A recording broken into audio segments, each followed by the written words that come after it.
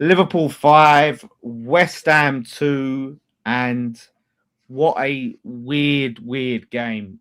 Uh, on the balance of play, we played well, but we didn't get the 3 points, and time is running out. The games are running out, mate, and it's frustrating.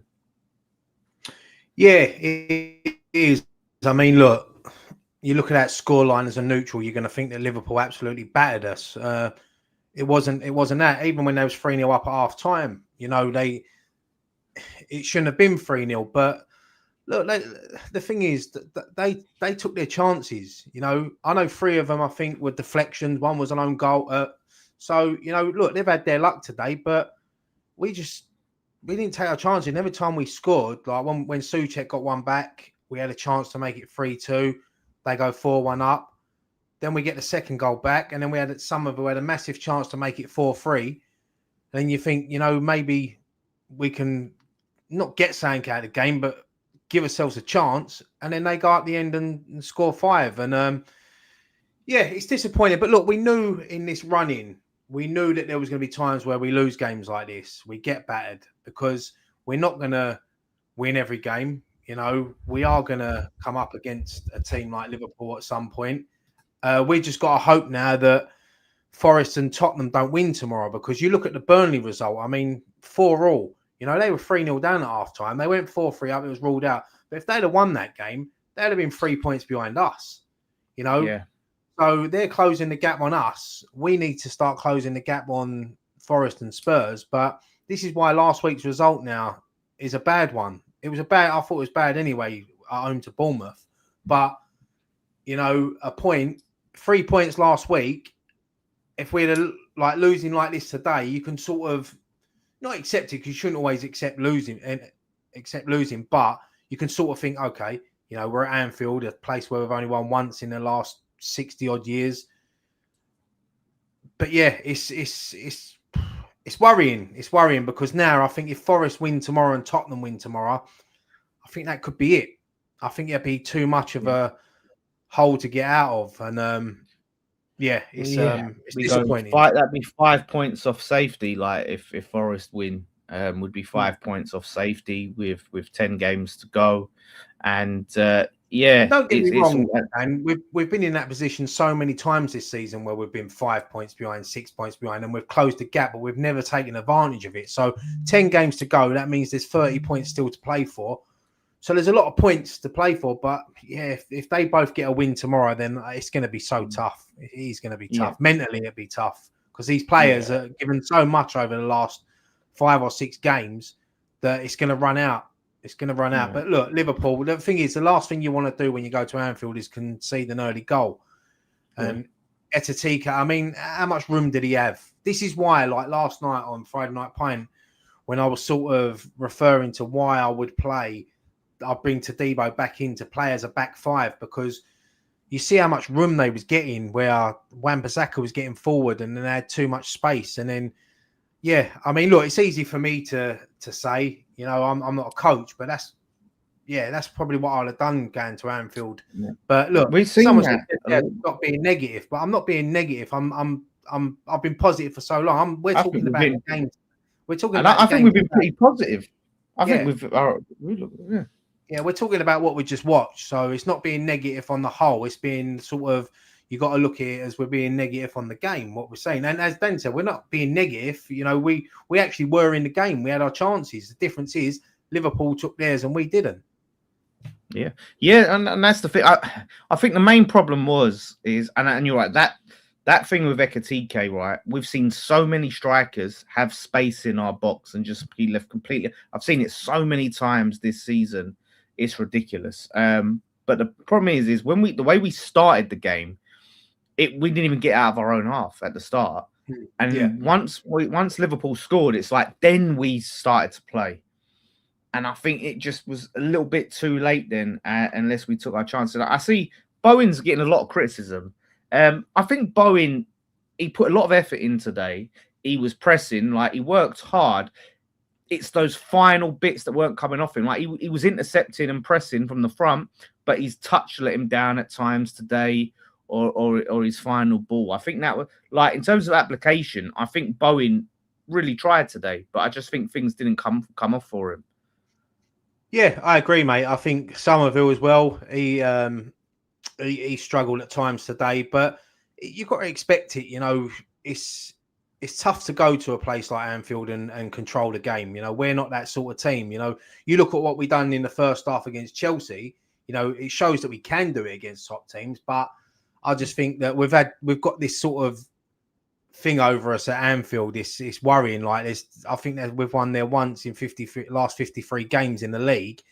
That means that 52 other teams have gone there and not got a win. So it's not like this is the first West Ham team to get battered at Anfield either. But yeah, I mean, look, you find yourself 2-0 down after 20 odd minutes. Van Dijk with a header. I think Souček and Mavropanos have to do a little bit better there. But look, it's a good header. It's a good header from Van Dijk. It's what he does. He done it to us last season when he scored in the last minute against us. So, McAllister scores just before half time, and you think to yourself, the game's over there. 3-0. At Anfield, you're worrying that this is going to be 5 or 6. We come out in the second half and we get a goal back. Souček gets one back. No disrespect to Souček, but why are you celebrating when you're 3-0 down? Score a goal, get back to the halfway line. Don't, I know it's good to score goals, but, you're 3-0 down. So, yeah. And then we have another chance to make it 3-2. I think was it Tatty or Bowen? Can't remember who it was now, but we had a chance. And then, and then you find yourself 4-1 down. And then it's sort of game over. It's game over. We get a goal back, make it 4-2, don't we? Tatty with a header. Yeah. Another header for Tatty away from home. 4-2, 15 minutes to go. You think, fuck me, can we get something here? But nah, it's it's just one of them games, mate. Like I can't sit here. I'm not. Like someone said about negative earlier. I'm not negative. I can't criticize these players over the last few weeks. No. Yeah, that's it. I thought the midfield was good. I thought Magassa played really well today. Fernandez played really well. Souček. I said, I don't know if I'm deluded, but I looked at it and I thought, I didn't look at it and see that anyone in that starting 11 that was absolutely terrible today. It was just, again, a lack of cutting edge, a real lack of cutting edge, and just leaving it a little bit too late to start. So, yeah, it's massively frustrating. And I just wonder if Nuno, like, why he didn't try to, say, bring on Wilson earlier and play Wilson and Tatty and try to go for a little bit more earlier on when you're thinking, like, we are causing Liverpool problems. We're getting into dangerous positions. We're creating chances. We had the better, if you believe in XG, we had the better XG. But, mate, we didn't have that clinical finisher on, and he's probably the best finisher we've got at the club, Wilson. So why not put him on? When we closed them down in midfield, we forced them to make mistakes. Even when we chased them like at the back, you see Alisson a couple of times make mistakes. But yeah, someone said, how can you expect Souček not to celebrate? He scored straight. Yeah, look, I get that, but you're 3-0 down, and he's spinning round and smiling. Like, get the ball out the back of net and get to the halfway line and go again. If he put us 3-0 up, he could do cartwheels, somersaults, take his shirt off and do whatever. But it's 3-0 down. So if you think I'm being negative with that, then that's your opinion. Yeah, I don't think that is negative. It's just you're playing for the team, and it's great to score. And look, I'm happy for Souček, but every second counts. Every second matters. That mentality, when you see the player pick up the ball and go, let's go, it tells the whole team we're going to get the next one. When you're sitting and celebrating and reveling in it when we're still losing like 3-1, I just don't. I'm not. Listen, love Souček, all of that, but I just think that in that moment, just go straight to the halfway line, mate. Yeah, look.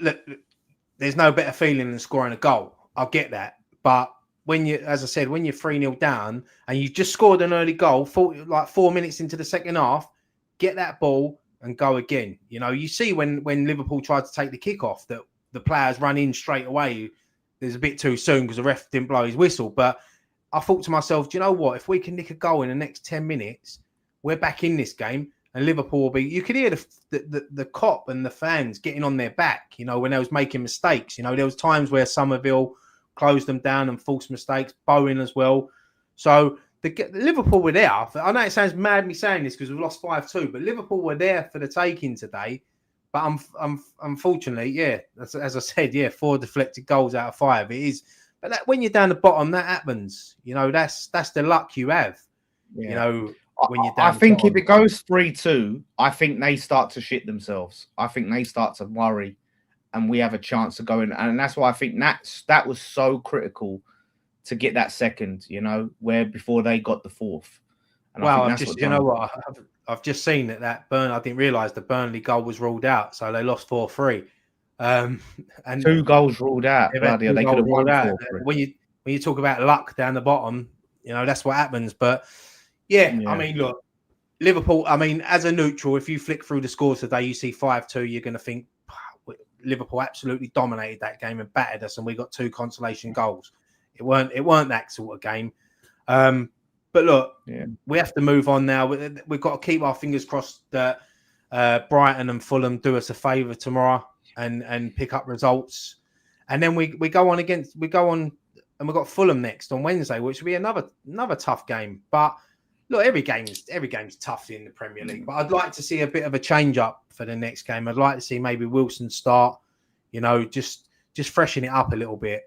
I'm wondering if that's why he left him off today. He's planning to start him against Fulham, but Fulham is, and we've said a lot of games are must win, but that is an absolute must win of must wins. Fulham can't afford to draw. Because after the Fulham game, you're into single digits with games left.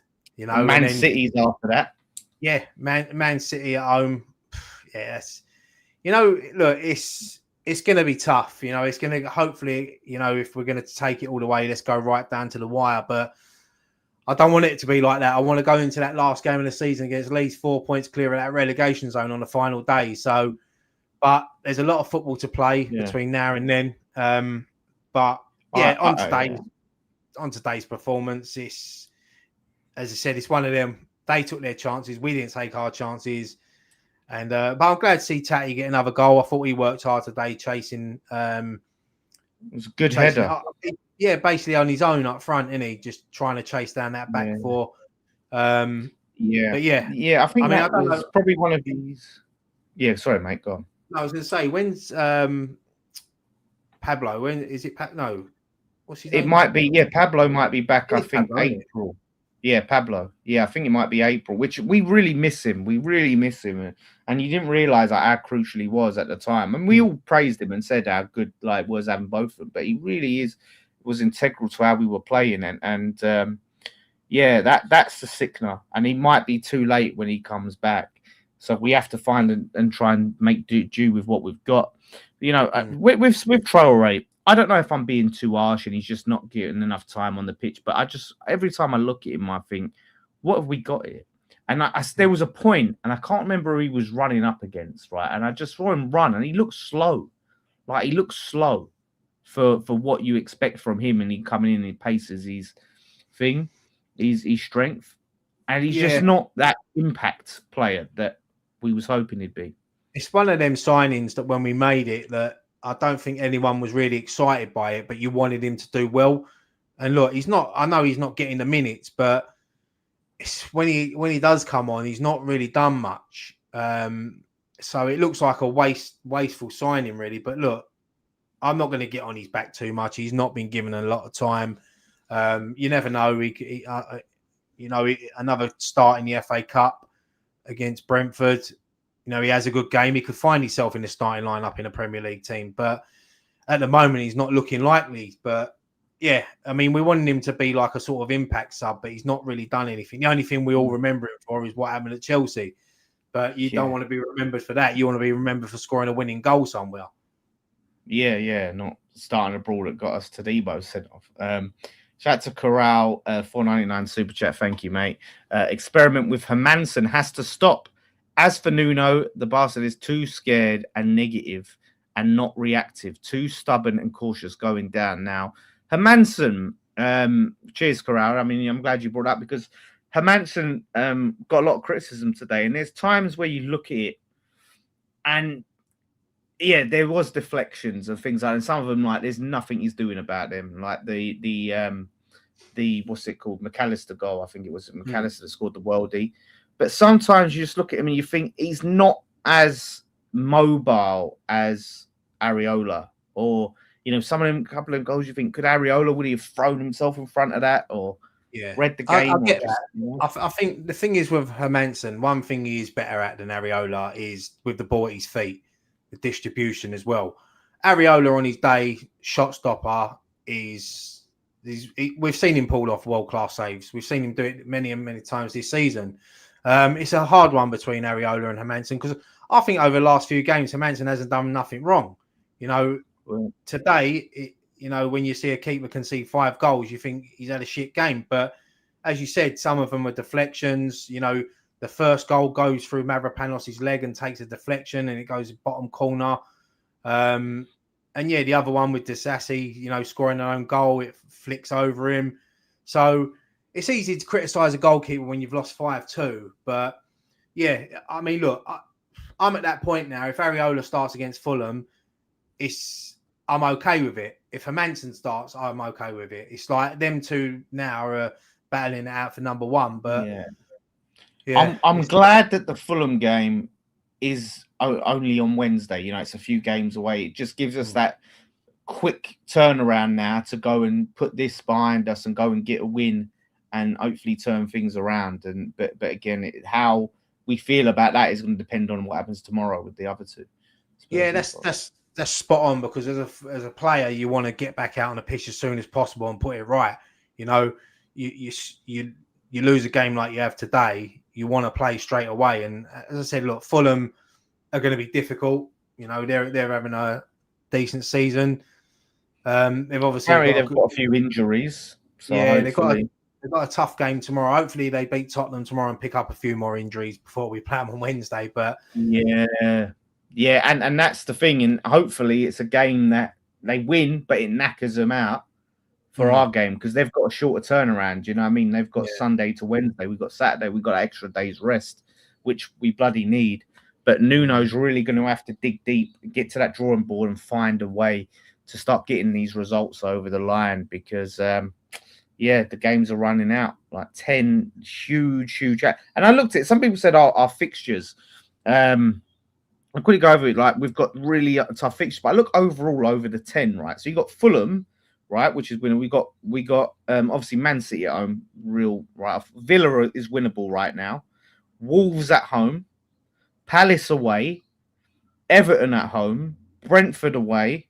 Obviously, we got Arsenal in May, but and we got Leeds, obviously, last game of the season, which they'll probably be safe. But yeah, we got Newcastle away, which they've been poor, and then Leeds at home. So there's enough games, I think, there to stay up, but we have to win those winnable games. We have to. Yeah, we've been saying that sort of all season, really, and we seem to. Yeah, we don't seem to, like last week against Bournemouth.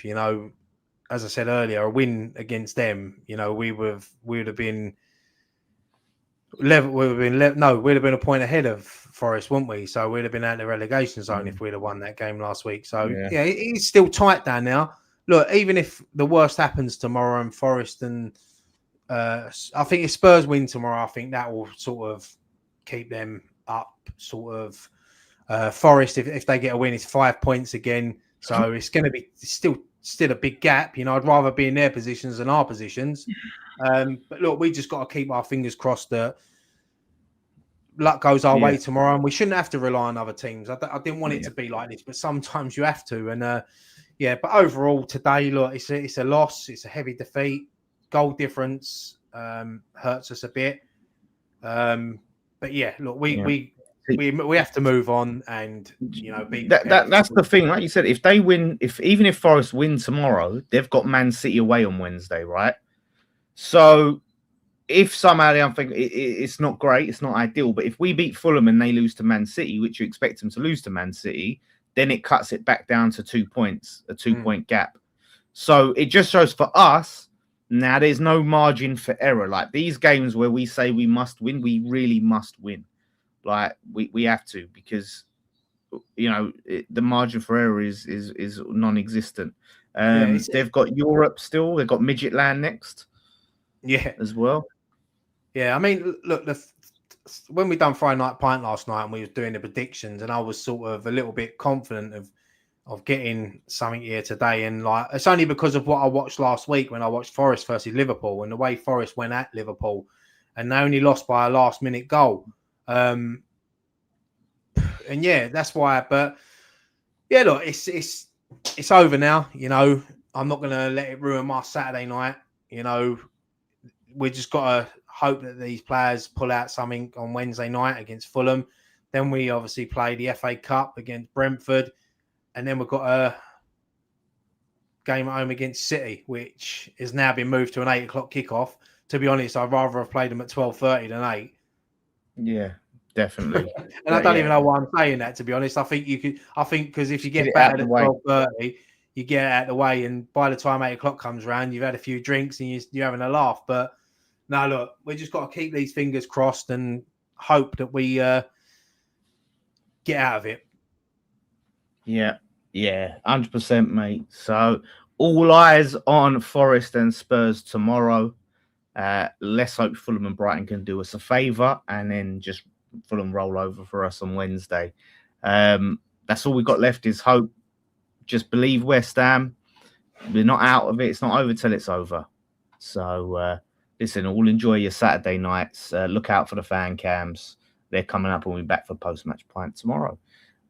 So brilliant. Thanks all for watching. Enjoy Saturday. One thing left to say.